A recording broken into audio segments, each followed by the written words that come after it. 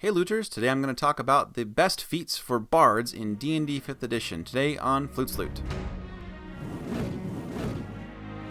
See the link down in the description to find the article that accompanies this video if you want me to already take the notes for you, or if you just like to read along while you listen to my sultry bardic voice. How do you choose feats as a bard? You already use your bonus action for a lot of bardic inspiration. You're a charisma-based class with a little bit of dex and constitution investment. A lot of bards like to get counterspell with magical secrets, so they're using their reaction and want to keep that available. So with those minor considerations, we also keep in mind that bards are charisma-based again. That's one of the most common stats to build multi-classing around because paladin, sorcerer, warlock, bard, they all multi-class very well, and they all can just share charisma so that they don't have to spread out their stats too much. I'm not going to go into multi-classing in this video. I'm just going to go straight bard, what kind of feats to focus on. But bards are also very diverse in how they can be built. They're a jack of all trades. Instead of just giving you a top 10 list of like what are the best feats for bards overall, I'm going to give you some concepts of what kind of bard you might try to build and what feats you might consider. You might want some stats and not just 5 different feats. I will give you some stats to focus on and 3 or 4 feats to go along with that concept. The first feature goes with the College of Whispers, and that's a mentalist bard.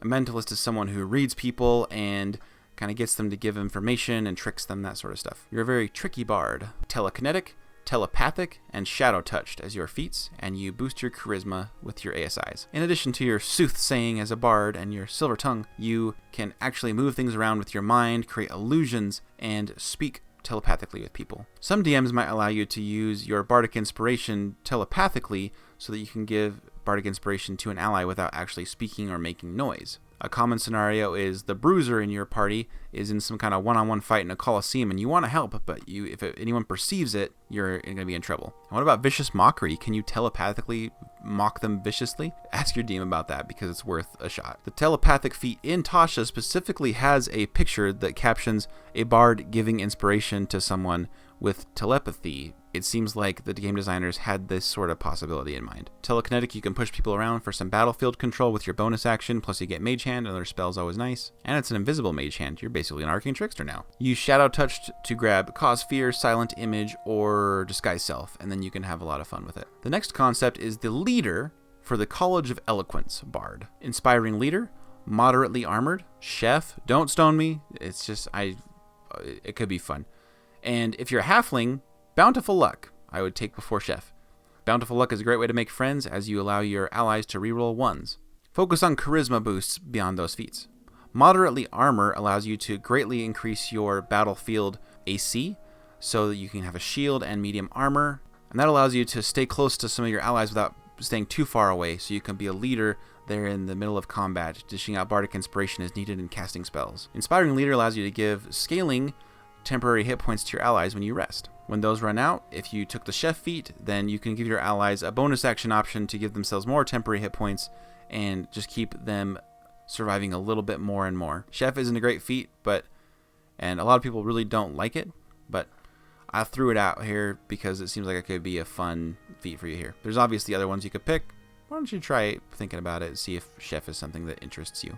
For the temporary hit points, not more than the role-playing. Anyone can cook food, come on. For another concept, we have the College of Lore Bard. This is the Researcher. If you're a Drow, you can take Drow High Magic. Otherwise, you can take Skill Expert, Fey Touched, and Shadow Touched. Fey Touched is always a good feat, so really you could put it on any of these concepts and have some fun with it. Other than the feats, focus on your charisma. This bard is all about learning as many spells as possible. Being a Drow and getting Drow High Magic is really good because that includes spells like Dispel Magic. You also want to be good with your skills, so Skill Expert can be a great way to add some expertise and more skill proficiencies while boosting your stats. The next concept I kind of mentioned earlier is the Soothsayer for the College of Glamour. You are one of those manipulators who might start a cult. You're going to need Eldritch Adept, Actor, Shadow Touched, and Fey Touched. Actor allows you to be a charlatan and pretend to be people you are not. You could do something horrible while you are in the guise of another person. Or you can manipulate a whole crowd while you are performing. You can make them think that you are someone that you are not, and they start to be prone to almost worship you. Especially if you have the Eldritch Adept feat to cast Disguise Self over and over again with the invocation Mask of Many Faces. You can cast Disguise Self over and over with no limit with that invocation. It's really fun. Invest in some charisma beyond those feats and choose what spells make sense to you, though you might take a few enchantment and illusion spells. Next up is the College of Valor Bard, and maybe you want to be an archer. People have talked about bards being great archers before. Here are the feats that'll help you be a successful archer. Crossbow Expert, Sharpshooter, Piercer, and Fighting Initiate Archery. Basically all the feats that can help feed into just shooting arrows or shooting crossbow bolts to deal damage. You might want to diversify and get some spell casting or some defensive feats. Overall, this is the best way to help yourself. Boost your dexterity probably more than your charisma, because you're probably going to be picking spells that don't rely on your charisma modifier too much, or like your spell DC, spell attacks, those sorts of things. Up your dexterity and really feed into being a powerful archer. The next concept goes for any bard college really, and that's the Defender. Moderately armored again gets you that medium armor and shield. Defensive Duelist gives you a reaction to defend yourself with a rapier or some other finesse weapon. You can take Tough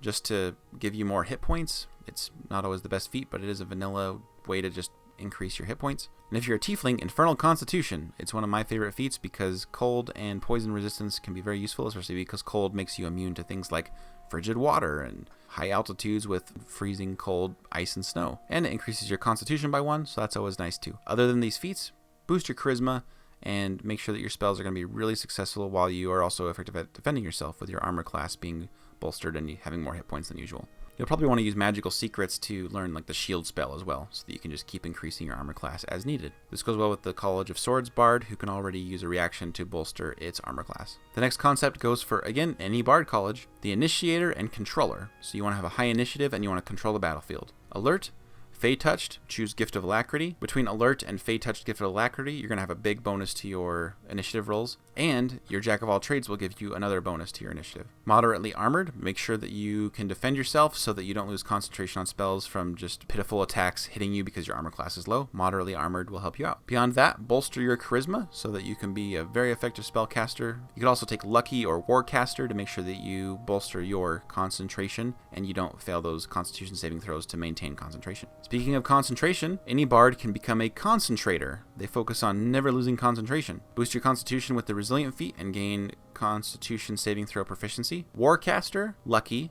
and Moderately Armored. Again, the armor makes it so you're harder to hit, so that you don't have to make concentration saves. Warcaster gives you advantage if you took damage and you're making a save to maintain concentration, and Lucky is just a reroll when you need it. Other than those, boost your charisma. Going back to a Polearm Gish build, a Polearm user who also casts spells, we have the College of Valor Bard. Take Polearm Master, Great Weapon Master, Warcaster, and actually boost your strength with your ASIs. You'll be able to get in the thick of combat and deal a lot of damage with your Polearm Master plus Great Weapon Master combination. Warcaster allows you to cast spells as an opportunity attack, and you'll have advantage on those concentration saves like we mentioned before, if you took damage. The Bard has some excellent concentration spells that you can be using in combat. So don't be afraid to be a Valor Bard with a little bit more armor and be wielding a melee weapon with reach and really dish out the damage and be a strong, hardy Bard. If you didn't like the Polearm Gish, how about a Scimitar Gish for the College of Swords Bard? You want to be holding a one-handed weapon and use your blade flourishes, so what can we do with that? Defensive Duelist, Slasher, Mobile, and boosting your dexterity and charisma will do you just fine. You don't want to sit there in melee as a bard and just let the enemy attack you back. You want to attack them, do your blade flourishes, have some fun with that, and then with mobile, move away freely and get far away. And then if they get close to you again, do the same thing. If they maintain their distance, they don't keep chasing you, cast some spells and help your allies out. Or get in, slash them some more, and move back out.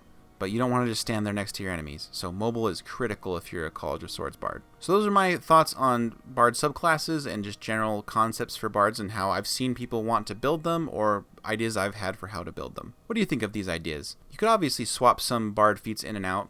Some people would just say take Alert and Fey Touched and then whatever, But I wanted to give you some more ideas for those who don't just like to go down the most taken feats, You don't just want Lucky on every single character you make.